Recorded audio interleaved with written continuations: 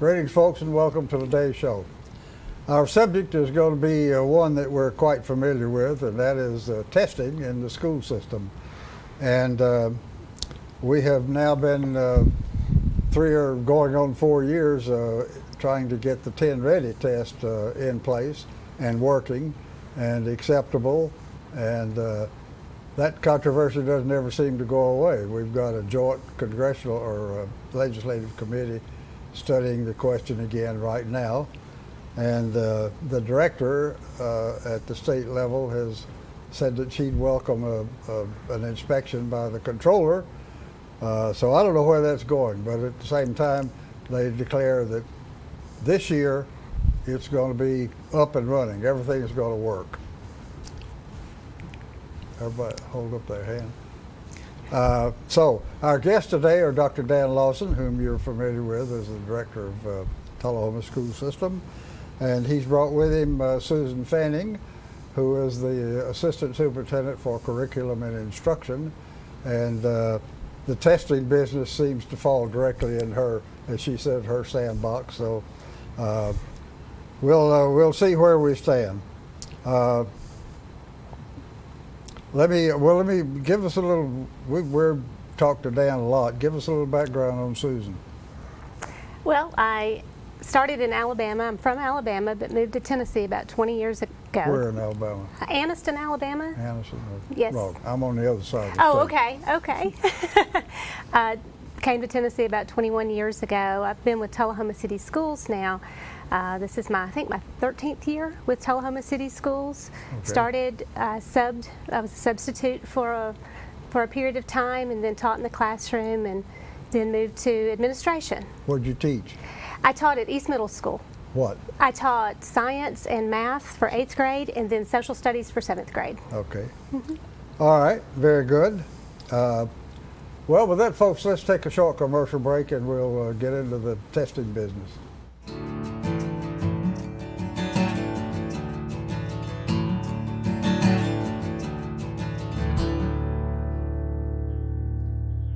All I have to do to think about what I was physically before and what I am now, and I don't ever want to go back to that original situation. The overall mission of the rehab team is always what is best for the patient and how we can facilitate maximum potential from every resident. Well, the most important thing to me is that I'm allowed to do whatever I want to do, you know. Everyday Miracles, Life Care Center of Tullahoma. Tired of paying for monthly telephone service, expensive long-distance bills, and all those crazy taxes? Are you sick of spending money on telephone equipment, maintenance contracts, and service calls, all for a phone system that shackles you to 100-year-old technology and your desk? Stop it. It's time to ship your phone system to the cloud. What can the cloud do for you? Bring together remote offices, workers, and employees in the field. Make sure that you'll never miss calls by delivering them to multiple devices. Modernize faxing by allowing multiple faxes to be sent and received at once, and delivered to email. Get your voicemail messages instantly through email too, and take advantage of an endless supply of customizable features. Host My Calls can deliver the cloud. All of this technology with low upfront costs and not one penny in capital expense. It's time for a phone solution you'll truly love from Host My Calls. Call the number below.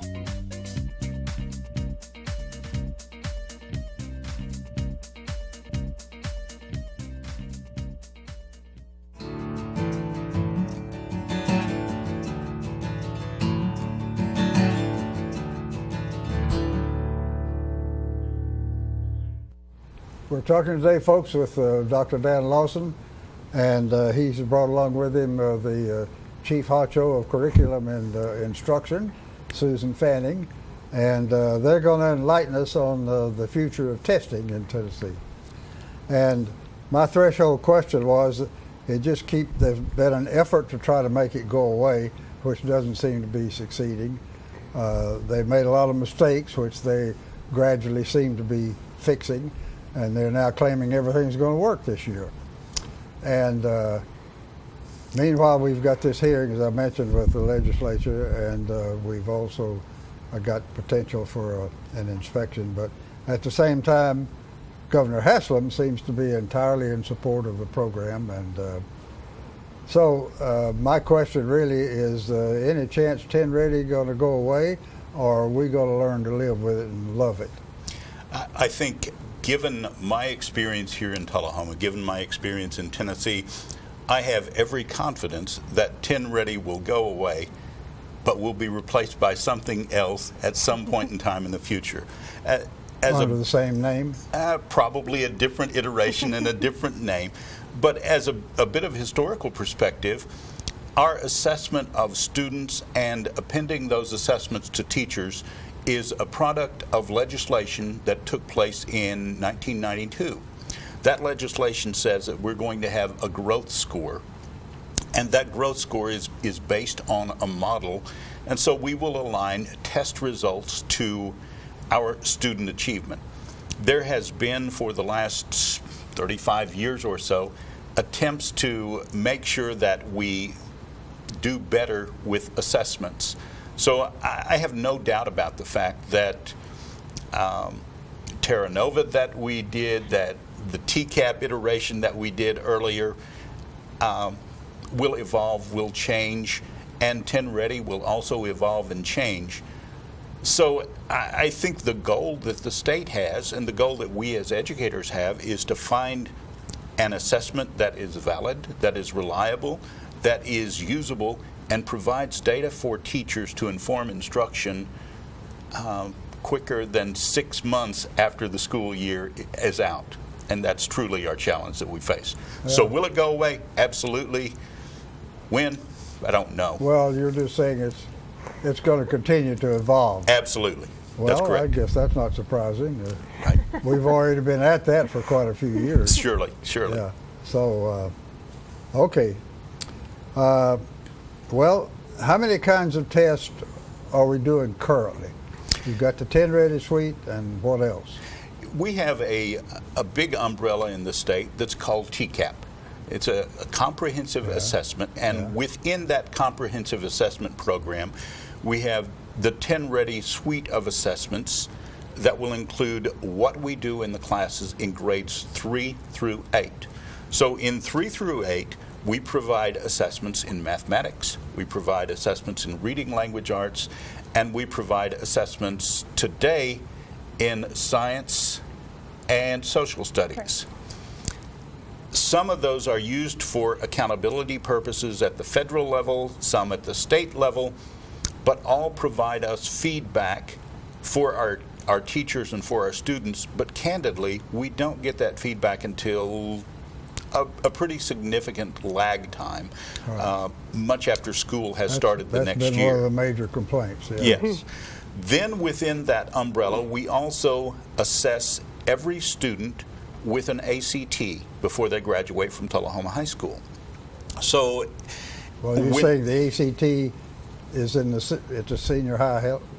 It's in fact administered to every junior at the high school level, and every student is compelled to take that test. So when I was a student in school, it may well have been that 50% of the students took that test, and the 50% who weren't thinking about college at that time simply didn't take it.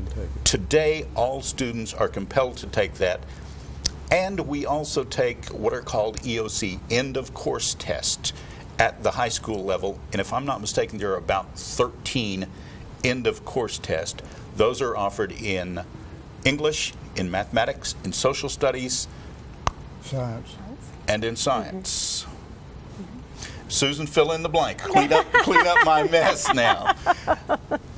No, and a new test that we will be administering this year will be for our sophomores. We are going to be administering the pre-ACT, which will give us some really detailed information to help prepare students for the ACT. For sophomore, yes. Sophomore level. Yes, that is something new we're doing this year. The ACT at junior still? Yes. Okay. And the information from the pre-ACT will get data back within just a few days. Yeah. And so teachers can take that data and figure out how they need to address instruction when our juniors report back in the fall.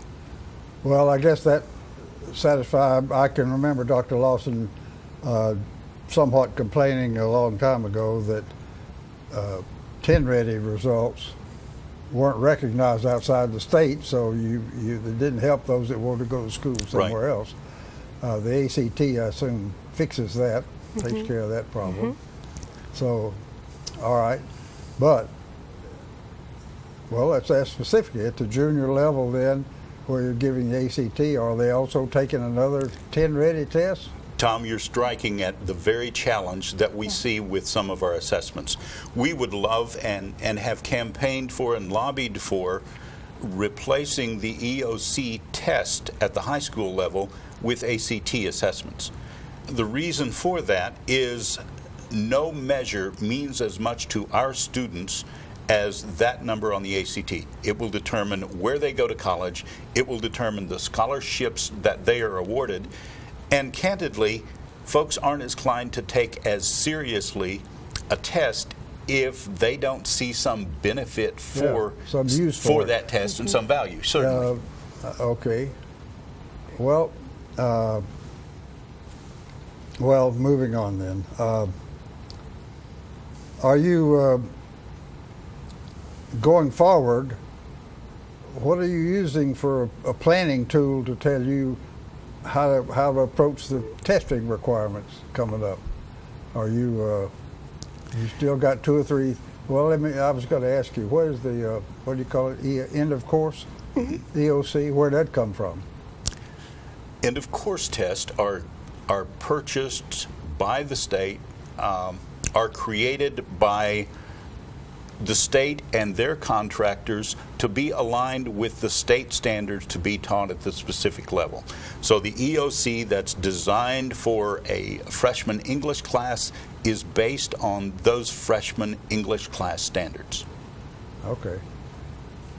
Well, we still have the what are sometimes called the Tennessee standards, and that's supposed 10 Ready is supposed to measure against those standards.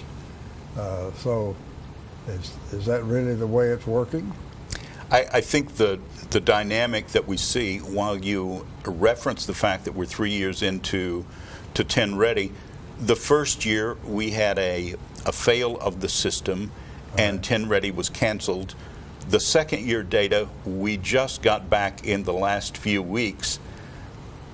And at the same time, we have standards that are evolving and changing. So we have seen a new assessment that is based on standards that have evolved and changed. I guess I don't have a fixed point from which I can say, based on this number in the past, we have seen this growth or this deficit, because I haven't seen anything stable enough to rest my anchor on. Well, Susan, sounds like your job of figuring out the testing job must be a piece of cake, huh? Well, just always trying to stay up to speed on what we're supposed to be doing and how we need to be doing that. Yeah. And not if losing. You could find out. And not losing the message of what we're about. We're not about a standardized test. We're not about a 10 Ready. We're not about an EOC. We're about educating kids, educating students. And so wanting to keep that message at the forefront of everything that we do, what is best for our kids. But you do have to figure out a measure of whether you're succeeding or not. Yes, and we use our... And where you need to fix it. Absolutely, and our ACT provides us great information for that. And in our younger grades, and also at our high school, teachers use all different types of sources to provide them data on, are my students learning? Are they learning what they're supposed to be learning in this grade and in this subject? So we do have other measures outside of the 10 Ready. That's the one for which we're accountable. But there are other measures that we do use on a daily basis to help drive our instruction. Well, you also have we have the need, I think, as a social system to be able to relate what our schools are producing versus the rest of the world. Yes. Or at least the rest of the country. So. And Tom, I think that speaks very clearly to when we talked several years ago about a change in assessment.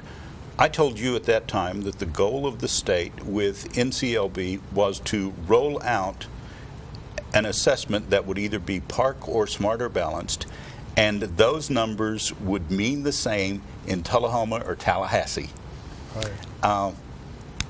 as the political dynamic evolved with that set of standards and with that common assessment, we've seen now every state contiguous to the state of Tennessee, all 8 around us, doing something different. So the idea of uniformity and being assured that the number means the same here as it does in Tallahassee has gone out the window. So we're much more inclined to rest on the value of either an ACT or an SAT. And I think the other thing that's pretty important to understand is there are some folks in Nashville today who believe that we only measure attainment of a standard based on achievement on some test. Bobby Cox said, superintendent over in Warren County, said in a hearing last week, not every standard has a staple in it. The idea is that teachers can measure some of those standards, and we don't need to expect all of those to be tested and a 3rd grader to sit 10 hours in May to take a test. Okay. Well, folks, we need to take a short commercial break, and we'll come back and go some more.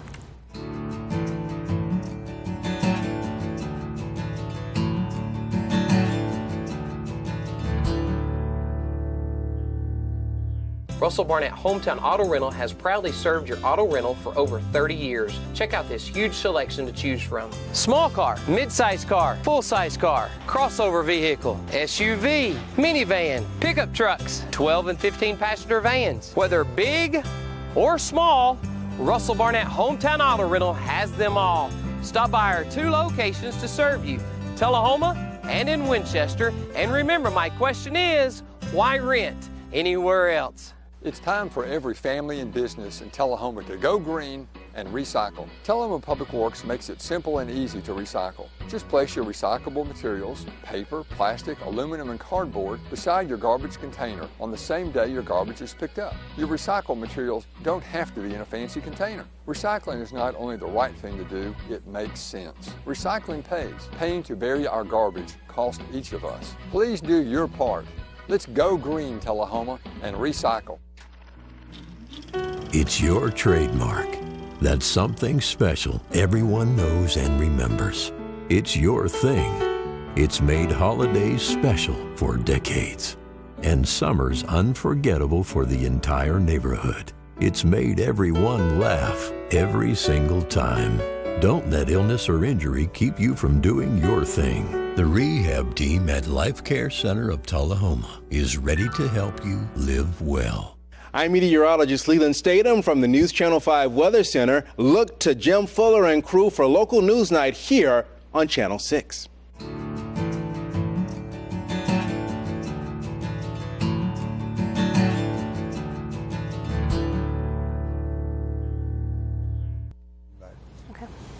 We're back, folks. We're talking today with Dr. Dan Lawson and Susan Fanning, who is chief in the school system for testing, which is our subject for today. And Susan, I was just asking the question. I know you could go on and name a bunch of things that would confuse us, I think, but basically, how many kinds of tests are you currently administering? We administer the 10 Ready test. We administer ACT. We may be selected to administer the NAEP test. We're told if we need to take that one. So you may be selected by whom? By Tennessee assessments in line with the governing board for NAEP. So that's a stratified random sample, and they try to pick a sample that looks like the state. So they will pick pieces and parcels of states and school systems, and then that number produces what's called the nation's report card, which ironically rolls us back to the Bredesen administration when the Bredesen administration says TCAP scores aren't aligned with NAEP results for the state of Tennessee. And the goal was, let's make those two look alike. The challenge with that is there are no NAEP standards. NAEP is simply a test. NAEP is simply an assessment to compare the 50 states, and some 50 states may fall into those standards, some may not, but there are not a declarative set of standards that's been given to Susan that Susan can give to principals and teachers and say, let's work against this goal. Sounds clear as mud. I'm sorry. Any of these relate to each other on a one-to-one basis? In other words, the noise has been made that 10 Ready, for example, is going to, they're moving, they may not be there yet, but they're moving in the direction of being able to make a direct comparison with ACT, for example. And that, Tom, right? anecdotally, we've been told that. So Susan is one of the few people that I employ that when we start talking about a math question, she giggles and smiles and wants to play. So Susan has taken the data set of ACT and the data set of 10 Ready, and I said, don't give me all the details, give me a summary, give me the big picture of what this looks like, and is there a relationship between 10 Ready attainment and ACT attainment? So Susan, with that, the floor is yours. My question, yes. Here's what we found when we compared our juniors who took ACT and our juniors who took the EOC test. The ACT has college and career ready benchmarks. So if you make an 18 on this subtest or a 22 on this subtest, you stand a really good chance of being successful in a credit-bearing college class. So that's what we used as the measure for proficiency for the ACT side. And then on the 10 Ready side, on the EOC side, we used our students who had mastered or were considered on track as our proficiency standard. When I compared those two groups of students, there was on average a 14% difference between the pool of kids who took the ACT and the pool of kids who took the EOC in proficiency. So the EOC said 14% of our kids who are college and career ready were not proficient. So the answer to my question is no. Correct. In our data set, in 1 year evaluation, the answer is no. That's correct. All right. I was going to ask, I don't know if there'd probably been an answer to this one either. The state has gone to great effort, both in time and in money, to develop this 10 Ready suite of tests. Why? What does that provide that we weren't already getting? I can speak to the goal. The goal as to what it provides is accountability for schools and districts, transparency as to student achievement, and some assurance of making sure that the growth score that's given to teachers for their work is based on something that's valid and reliable. Do I suggest that we have achieved all those goals? Surely not. But I think they're working at it. I think there's a good faith effort, and I hope we get closer with every passing iteration of the test. Sounds like hopefully there will come a day when 10 Ready provides essentially the same thing as ACT, for example. And I think that's coming. Getting to a direct comparison.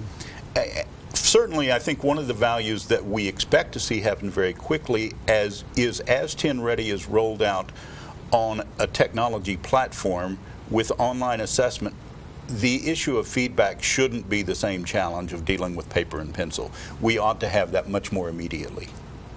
Okay. All right.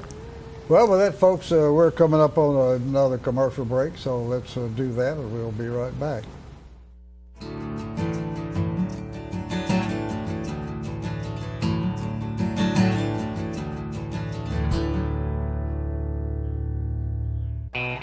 Russell's got your truck, man. Russell's got your truck. Chevy, Ford, and Ram, man. Russell's got your truck. With the best selection anywhere, Russell's got your truck. Keith Barnett here at the Russell Barnett Automotive family, and man, do we ever have your truck. 4 brands, hundreds to choose from, all at year-end discounted prices. So with so much to choose from, my question is, why buy your next truck anywhere else? Russell's got your truck, man. Get your news first, fast, and free with your news leader on 6 every Tuesday, Thursday, and Saturday nights at 6, 8, and 10 p.m. Local weather, sports, community calendar events, and a comprehensive look at the latest news stories and news makers as only a video news broadcast can do. Get it first, fast, and free with News Leader on Channel 6, your local information network.